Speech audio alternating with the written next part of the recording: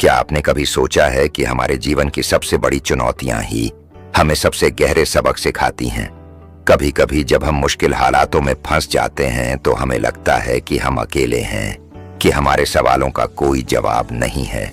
लेकिन अगर हम सही नजरिए से देखें तो हर परिस्थिति हमें कुछ सिखाने आई होती है।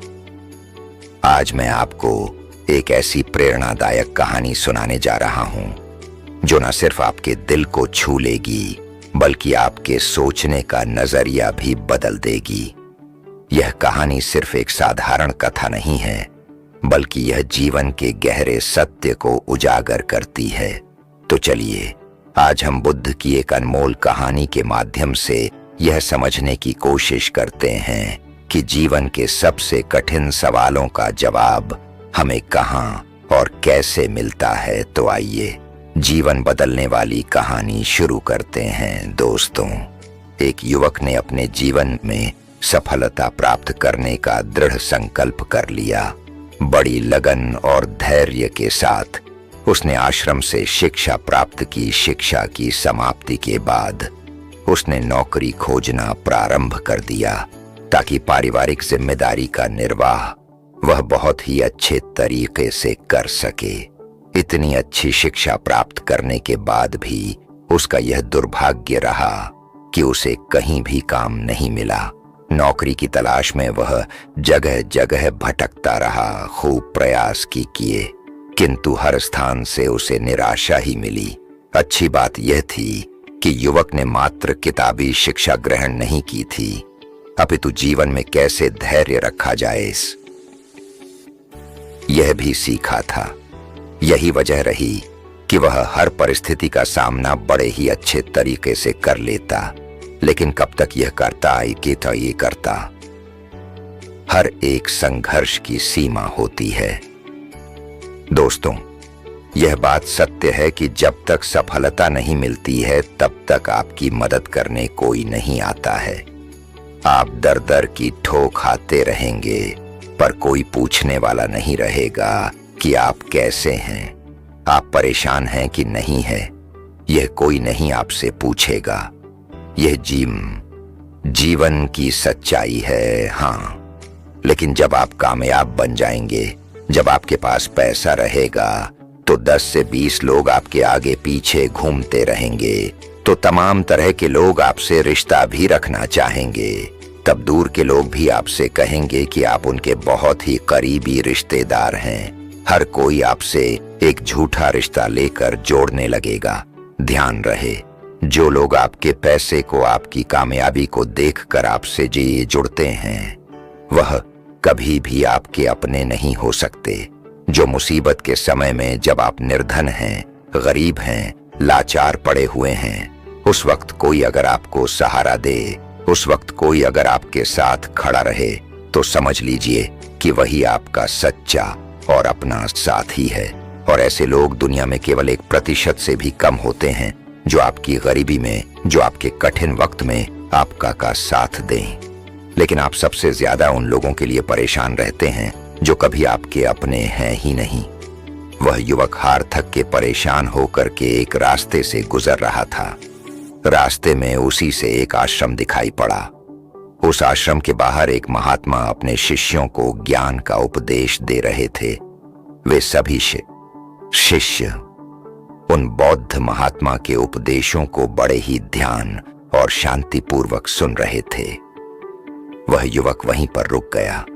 उसने सोचा कि ऐसा क्या यहाँ पर चल रहा है जो कि लोग बहुत ही शांतिपूर्वक उन महात्मा का उपदेश सुन रहे हैं।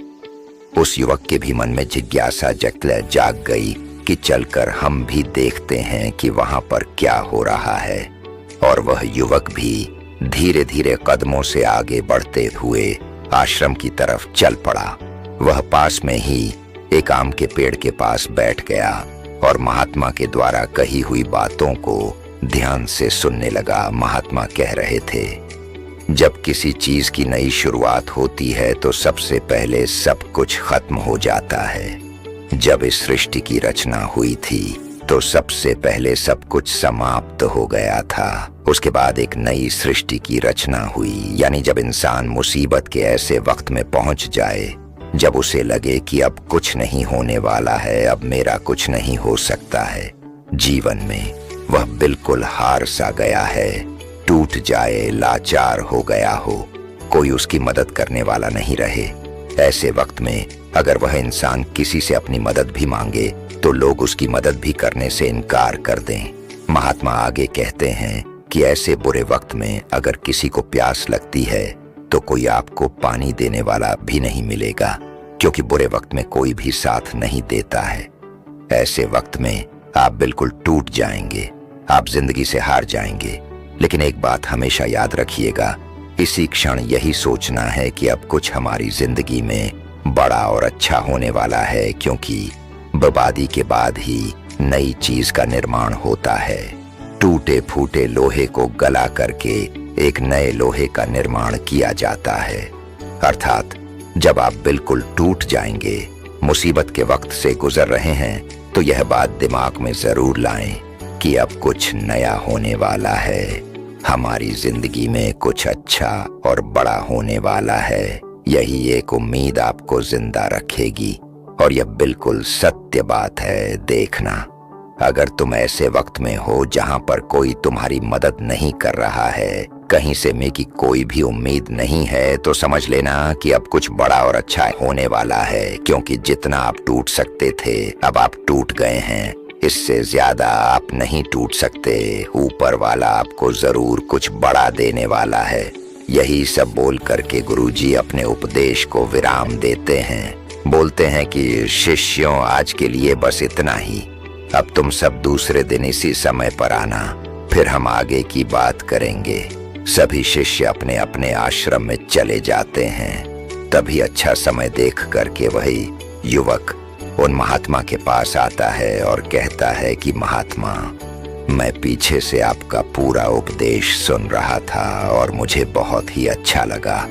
मैं बिल्कुल टूटा हुआ इंसान हूँ। मैंने पढ़ाई भी की, हर जगह नौकरी की तलाश में घूम रहा, पर मुझे कहीं भी नौकरी नहीं मिली। मैं दर दर के ठोकरे खा रहा हूँ, पर कुछ भी हासिल नहीं कर पाया। लेकिन आपने जो बातें बोली, उससे मुझे कुछ काम करने की हिम्मत मिली और आपकी बातें बिल्कुल सही हैं। तब वह महात्मा उस युवक से कहते हैं कि युवक, तुम अपनी समस्या को मुझे बताओ।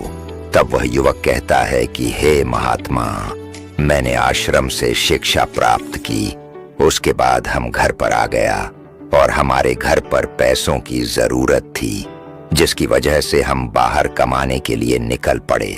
लेकिन मैं जहां पर भी नौकरी की तलाश में गया, मुझे वहां से नौकरी नहीं मिली, जिस वजह से मैं बहुत ही परेशान है। गुरुवर के कृपया मेरा मार्गदर्शन करें, ताकि मैं अपने जीवन में सफलता की नई बुलंदियों को हासिल कर सकूं। फिर वह बौद्ध महात्मा उस युवक से कहते हैं कि आज हम तुम्हें कुछ छोटी छोटी बातें बता रहे हैं, जिन्हें अगर तुम अपनी जिंदगी में अपनाते हो तो तुम्हें सफल होने से कोई नहीं रोक सकता, और हर सफल व्यक्ति यही करता है। मैंने बहुत से लोगों को शिक्षा दी है, लेकिन मेरे जो शिष्य मेरी इन 7 बातों को अपने जीवन में अपना लिए, वह आज अपना नाम इस संसार में कमा रहे हैं। महात्मा उस युवक से कहते हैं कि अगर तुम्हें सफल होना है तो तुम्हें सबसे पहले अपने गुणों को पहचानना है, और यही तुम्हारी सफलता पाने की पहली आदत होनी चाहिए। वह युवक कहता है कि गुरुदेव, अपने अंदर के गुणों को कैसे पहचाने? तब वह महात्मा उस युवक से कहते हैं कि गुणों को पहचानने का मतलब यह है कि अपने अंदर की प्रतिभा को पहचानो। कुछ भी कार्य करने से पहले सबसे पहले तुम अपने अंदर की प्रतिभा को पहचानो। हर एक इंसान में एक अलग प्रतिभा होती है। अगर वह अपनी प्रतिभा के हिसाब से काम करें तो जीवन में उसे सफल होने से कोई नहीं रोक सकता। मैं तुम्हें एक उदाहरण के माध्यम से समझाने का प्रयास करता हूँ। अगर मैं तुमसे यह पूछूं कि यह आम का पेड़ है जो तुम्हें दिखाई दे रहा है, अगर मैं इस पर सभी जानवरों को चढ़ने के लिए बोलूं कि इस पेड़ पर सबसे पहले कौन चढ़ेगा? चलो मान लेते हैं यहाँ पर बंदर, भालू, हिरण, हाथी, घोड़ा, गिलहरी सभी लोग आ गए। तो अब तुम मुझे यह बताओ कि इस पेड़ पर सबसे पहले कौन चढ़ेगा। तो वह युवक कहता है कि महात्मा, इस पेड़ पर तो गिलहरी सबसे पहले चढ़ जाएगी। वह झट से ऊपर तक चढ़ जाएगी। इसके बाद बंदर चढ़ जाएगा, लेकिन घोड़ा नहीं चढ़ सकता, हाथी नहीं चढ़ सकता, तमाम जानवर इसमें फेल हो जाएंगे। तब वह बौद्ध महात्मा कहते हैं कि तुमने बिल्कुल सही कहा। यही हाल हम सबकी भी जिंदगी में होता है। हम सबके भी अंदर एक अलग अलग प्रतिभा होती है, लेकिन हम उस प्रतिभा को पहचानने का प्रयास ही नहीं करते हैं। हम सब अपनी प्रतिभा के हिसाब से चलते ही नहीं हैं। हम लोगों के हिसाब से खुद को ढालने का प्रयास करते हैं और हम औरों जैसा बनने लगते हैं। इस दुनिया में जितने भी सफल लोग हुए हैं, अगर तुम उनको ठीक ढंग से पहचानोगे तो तुम पाओगे कि वह अपनी प्रतिभा के हिसाब से काम किए हैं, तभी वे आगे चलकर अपनी जिंदगी में कामयाब हुए हैं। हर कोई इस पेड़ पर नहीं चढ़ सकता। ठीक उसी प्रकार तुम सबसे पहले अपने अंदर के प्रतिभा को पहचानो। तुम यह देखो कि तुम किस चीज में माहिर हो। अगर तुम अपनी प्रतिभा के हिसाब से काम करोगे, उस प्रतिभा को पहचान लोगे, तो तुम जिंदगी में बहुत आगे जाओगे। फिर तुम्हें सफल होने से कोई नहीं रोक सकता है। लगभग 99% लोग यही करते हैं कि वे दूसरों जैसा बनने का प्रयास करते हैं। किसी ने उन्हें कहा तो वे उसके जैसा ही बनने लगते हैं, जबकि जो 1% लोग होते हैं वही सफल हो पाते हैं, क्योंकि वे अपने प्रतिभा के हिसाब से काम करते हैं। वे अपने अंदर की प्रतिभा को पहचान लेते हैं, फिर वे उसके हिसाब से उस कार्य को करते हैं और अंत में उन्हें सफलता भी मिलती है और वे लोग जिंदगी में बहुत ही आगे जाते हैं। इसलिए कुछ भी नया करने से पहले सबसे पहले तुम अपनी प्रतिभा को पहचानो, फिर उसके हिसाब से काम करो। वह महात्मा उस युवक से कहते हैं कि सफल बनने के लिए दूसरी सबसे बड़ी आदत यह है कि तुम सब सही समय पर उठो। अगर तुम सब सुबह 3 घंटे पहले उठ जाते हो, अगर तुम 4 बजे उठ जाते हो या 5 बजे भी उठ जाते हो, तो तुम्हारे पास बहुत ज्यादा समय बच जाएगा अपने कार्य को करने का, और तुम उन तमाम लोगों से आगे निकल जाओगे जो लोग देर सुबह सोकर उठते हैं। उन्हें आलस्य और बीमारियां घेर लेती हैं। अगर तुम भी देर सुबह उठोगे तो तुम भी उन्हीं के जैसा बन जाओगे। इसीलिए अगर तुम्हें लाखों की भीड़ से आगे आना है तो तुम्हें सुबह जल्दी उठना होगा। जो व्यक्ति सुबह सही समय पर जल्दी उठ जाते हैं, उन्हें पूरे दिन को कार्य करने का ज्यादा समय मिल जाता है। तुम सुबह उठो, सबसे पहले अपने पूरे दिन की रूपरेखा तैयार करो कि कब मुझे क्या काम करना है, कब कौन सा काम करना है, कितने बजे क्या करना है। सबसे पहले तुम उस कार्य को करो, फिर उसके हिसाब से पूरे दिन का कार्य करो। इससे क्या होगा कि तुम्हारे पास समय बच जाएगा और तुम अपने कार्य को बहुत ही अच्छे तरीके से कर पाओगे।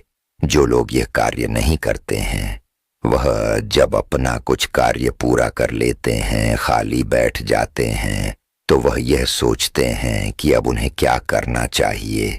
इससे उनका समय बर्बाद होता है, और जो भी व्यक्ति अपना समय बर्बाद करता है वह अपनी जिंदगी में कभी भी आगे नहीं बढ़ पाएगा।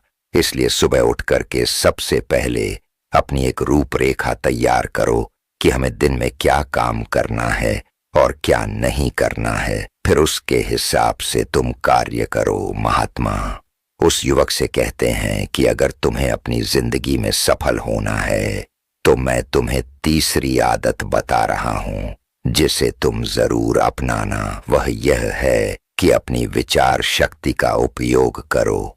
जो भी तुम अपनी जिंदगी पाना चाहते हो, उसे तुम सुबह उठ करके एक बार जरूर सोचो। तुम यह अनुभव करो कि वह चीज तुम्हें मिल रही है, मिली ना हो, लेकिन तुम उसके बारे में सोचना शुरू करो और इतना सच्चाई के साथ सोचो कि ऐसा लगे कि तुम्हें वह चीज मिल रही है। उस चीज को पाने का अभ्यास करो। और यह काम तुम्हें सुबह उठ करके ही करना है, और जब रात को तुम सोने जाते हो तब भी तुम्हें यह करना है। धीरे धीरे वह चीज तुम्हारी तरफ आकर्षित होने लगेगी। इसे ही आकर्षण का नियम कहते हैं। व्यक्ति को जो भी चीज अपनी जिंदगी में पाना है, उसे उसके बारे में बहुत ही सच्चाई और गहराई के साथ आभास करना है कि उसे वह चीज मिल रही है। फिर क्या होगा कि यह प्रकृति, यह ब्रह्मांड खुद तुम्हारे लिए वह चीज भेजेगा, क्योंकि वह चीज तुम्हारी तरफ आकर्षित होने लगेगी। इसे ही आकर्षण का नियम कहते हैं। तो तुम्हें इस आकर्षण के नियम का पालन करना है। अगर तुम इसका सही से अभ्यास करते हो तो धीरे धीरे तुम जो भी चीज पाना चाहते हो वह चीज तुम्हें मिलने लगेगी। महात्मा उस युवक से कहते हैं कि सफल बनने के लिए चौथी आदत है जो तुम्हें मैं बता रहा हूं। वह यह है कि सकारात्मक सोच के साथ आगे बढ़ो। महात्मा युवक से कहते हैं कि जिंदगी में अगर तुम्हें कामयाबी पानी है, तुम्हें सफल होना है, तो अपनी सोच को सकारात्मक करो, क्योंकि सकारात्मक सोच से ही एक अच्छी बुद्धि का विकास होता है। सकारात्मक सोच से ही तुम कुछ अच्छा और बड़ा सोच पाओगे। जब कोई व्यक्ति नकारात्मक सोचता है या किसी दूसरे के बारे में सोचता है तो वह अपने कार्य को ठीक ढंग से समझ नहीं पाएगा और अपने कार्य पर ध्यान भी नहीं दे पाएगा, क्योंकि उसका दिमाग तो किसी और चीज में लगा हुआ है और वह यह काम सही तरीके से नहीं कर पाएगा।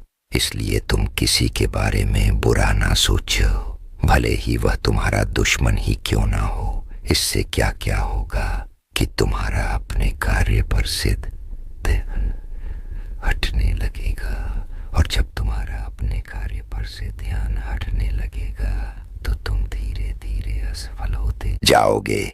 इसलिए अगर जीवन में सफल होना है तो तुम सकारात्मक सोच के साथ आगे बढ़ो। तुम इन सब की फालतू की बातें सोचने में अपना समय व्यर्थ मत करना कि कौन कौन तुम्हें गिराने की कोशिश कर रहा है, कौन तुम्हारे प्रति अच्छा है, कौन बुरा है। यह सब सोचने का समय नहीं है। बस तुम्हें अपने कार्य को अच्छे तरीके से आगे करते जाना है। देखना, जो तुम्हारे आलोचक होंगे, जो तुम्हें नीचा गिराने की कोशिश करेंगे, धीरे धीरे वह सब तुम्हारे रास्ते से हट जाएंगे। क्योंकि जिस भी व्यक्ति के मन में नकारात्मक बातें होती हैं, जो भी व्यक्ति किसी को गिराने की कोशिश करता है, वह कभी भी अपनी जिंदगी में आगे नहीं बढ़ सकता। इसलिए अगर तुम्हें सफल होना है तो तुम एक सकारात्मक सोच के साथ आगे बढ़ो, क्योंकि सकारात्मक सोच से ही तुम्हें आगे सफलता मिलने वाली है। और तुम्हारे जीवन में जो नकारात्मक लोग हैं, जो नकारात्मक बातें करते हैं, तुम उनसे दूरियां बना लेना। महात्मा पांचवीं बात बताते हुए कहते हैं कि युवक, अगर तुम्हें अपनी जिंदगी में सफल होना है तो अपने राज्य बताओ। अगर तुम जो भी काम करना चाहते हो तो यह राज्य किसी को भी मत बताना, क्योंकि अगर तुम अपने राज्य किसी को बता दोगे तो तमाम लोगों को पता चल जाएगा कि तुम क्या करने वाले हो। और अभी तो तुम अपने कार्य की शुरुआत ही नहीं की हो, लेकिन तमाम लोग आपको गिराने की कोशिश करने लगेंगे। तो इससे तुम्हारा कार्य भी सही तरीके से सही समय पर पूरा नहीं हो पाएगा और तुम परेशान होते जाओगे। इसलिए अगर तुम्हें अपने जीवन में कुछ करना है, कुछ पाना चाहते हो तो तुम्हें बिल्कुल शांतिपूर्वक अपने कार्य को करना है। ढिबरा नहीं पीटना है। किसी को भी मत बताओ कि तुम आगे क्या करने जा रहे हो। इस बात का तुम खास ध्यान रखना। महात्मा युवक को सफल होने के लिए छठी बात कहते हैं कि कड़ी मेहनत और लगन के साथ काम करो। वह महात्मा कहते हैं कि कोई भी इंसान अगर सफल होता है तो वह अपनी कड़ी मेहनत से सफलता प्राप्त करता है। जितने भी कामयाब लोग होते हैं उन्होंने बहुत कड़ी मेहनत की है। कड़ी मेहनत सही जगह पर करनी चाहिए। ये नहीं कि तुम बस बहुत कड़ी मेहनत करते जा रहे हो लेकिन सही दिशा में नहीं कार्य को कर रहे हो, तो कड़ी मेहनत के साथ साथ सही दिशा बहुत जरूरी होती है। अगर तुम सही दिशा में कड़ी मेहनत करते हो तो तुम उस काम में कामयाब जरूर हो जाओगे, तुम्हें जरूर कामयाबी मिलेगी। इसलिए कोई भी काम हो, कितना भी बड़ा क्यों ना हो, सबसे पहले यह पता लगाओ कि इस काम को बहुत ही अच्छे तरीके से कैसे किया जा सकता है। अगर आपको यह पता चल जाए कि इस काम को अच्छे तरीके से कैसे किया जा सकता है, पूरी जी जान लगा दो सफलता को प्राप्त करने के लिए। कई बार हमने देखा है कि लोगों का असफल होने का यह एक बहुत ही बड़ा कारण होता है कि वह उन्हें जो भी जिंदगी में पाना चाहते हैं वह उस चीज के लिए तो मेहनत करने लगते हैं लेकिन मेहनत सही दिशा में नहीं करते, और जब उनकी मेहनत सही दिशा में नहीं होती है तो वे धीरे धीरे अंदर अंदर टूटने लगते हैं, उनका भरोसा उठने लगता है और उन्हें उनका लक्ष्य भी प्राप्त नहीं हो पाता है। इसीलिए तुम्हें जो भी कार्य को करना है, तुम्हें जो भी लक्ष्य पाना है, सबसे पहले उस लक्ष्य को पहचानो कि इस लक्ष्य तक कैसे पहुंचा जाए तो तुम जरूर सफल हो जाओगे। एक उदाहरण देता हूं कि मान लो यह सामने जो पहाड़ दिखाई पड़ रहा है, अगर मैं तुम्हें इस पहाड़ पर चढ़ने को बोलूं, अगर तुम सीधे चढ़ोगे तो तुम कभी भी इस पहाड़ पर नहीं चढ़ पाओगे। लेकिन अगर तुम इस पहाड़ पर चढ़ने के लिए एक अच्छा रास्ता खोजो कि सबसे जल्दी और आसान तरीके से इस पहाड़ पर चढ़ा कैसे जाए, पहाड़ पर तो तुम बड़ी आसानी से चढ़ जाओगे। लेकिन अगर तुम बिना सोचे समझे चढ़ने लगोगे तो तुम पहाड़ की चोटी पर कभी नहीं चढ़ पाओगे, और अगर चढ़ते भी हो तो तुम्हें बहुत समय लग जाएगा और तुम असफल भी हो जाओगे। यही हाल होता है हमारी जिंदगी में। हमें जो भी लक्ष्य को प्राप्त करना है, सबसे पहले उस लक्ष्य के बारे में सोचो और तुम यह पता लगाओ कि इस लक्ष्य तक कैसे आसानी से पहुंचा जाए। जब तुम यह पता लगा लोगे तो तुम अपने लक्ष्य को बड़े ही आसानी से पालोगे। इसलिए कठिन परिश्रम के साथ साथ सही दिशा जरूर होनी चाहिए। महात्मा उस युवक को सफलता प्राप्त करने के 7वां और अंतिम सूत्र बताते हुए कहते हैं कि युवक, तुम्हें अपने शरीर का भी बहुत ख्याल रखना है, और अपने शरीर के ख्याल के लिए तुम्हें योगाभ्यास और योग की क्रिया करनी है।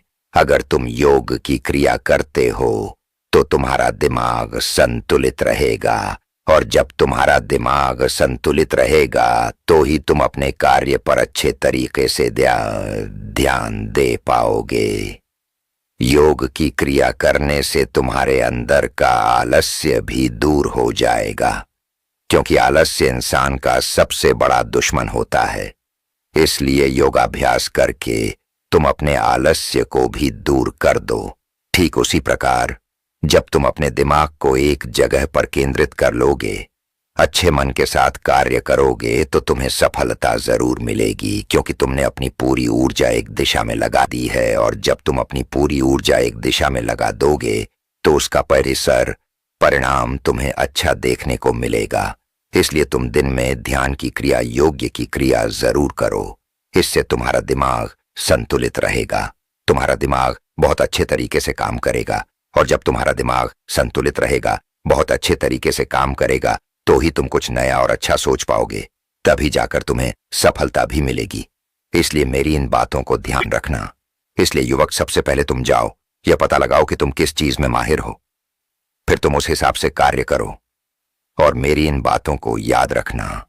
वह युवक उन महात्मा को प्रणाम करके वापस अपने घर आ जाता है, और वह ये सोचने में लग जाता है कि वह किस चीज में माहिर है। पूरे 15 दिन तो यह सोचने में लगा देता है कि वह किस चीज में माहिर है। बाद में उसे पता चलता है कि वह तलवारबाजी की क्रिया में बहुत ही माहिर है। इसलिए वह तलवारबाजी पर बहुत अभ्यास करता है और वह एक कामयाब तलवारबाज बन जाता है। उसकी ख्याति दूर दूर तक फैल जाती है। फिर एक दिन पड़ोसी देश के राजा उसे अपने यहाँ सेना में नौकरी के लिए बुला लेते हैं और वह व्यक्ति अपनी स्वेच्छा से उस राजा के प्रस्ताव को स्वीकार भी कर लेता है और वह उनके यहाँ नौकरी के लिए सेना में भर्ती हो जाता है। राजा उस युवक को बहुत ही मान सम्मान से सम्मानित करते हैं। अब उस युवक का परिवार बहुत ही अच्छे तरीके से अपना गुजारा करने लगा। दोस्तों, सच्ची खुशी बाहरी चीजों में नहीं बल्कि हमारे भीतर संतोष में बसती है। इच्छाएं असीमित होती हैं, लेकिन जब हम जो पास में हैं उसी में संतुष्ट रहना सीख जाते हैं, तभी वास्तविक शांति और आनंद मिलता है। जीवन में संतोष ही सबसे बड़ा धन है। दोस्तों, उम्मीद है कि आपने आज की इस वीडियो से जरूर कुछ ना कुछ सीखा होगा। तो इस वीडियो को लाइक और अपने दोस्तों के साथ शेयर करना ना भूलें। हमें ऐसे ही सपोर्ट करने के लिए चैनल को सब्सक्राइब और घंटी बटन को जरूर दबा दें। तो चलिए मिलते हैं एक और वीडियो में। तब तक के लिए अपना ख्याल रखें। धन्यवाद।